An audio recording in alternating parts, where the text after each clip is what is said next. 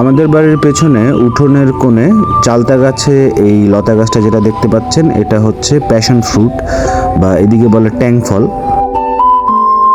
বর্তমানে এইটা বেশি চোখে পড়ে হচ্ছে সি বিচ এলাকা যেগুলো, যেমন এই কক্সবাজার, কুয়াকাটা, এইসব এলাকায় হয়তো আপনি এটা খেয়েছেন। তো এই ফলটাই হচ্ছে এই প্যাশন ফ্রুট বা ট্যাং ফল, বা অন্য একটা নাম হচ্ছে আনারকলি।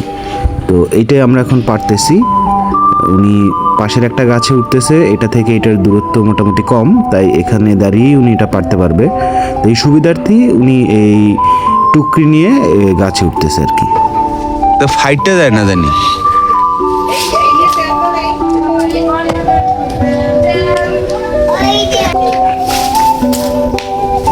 একটা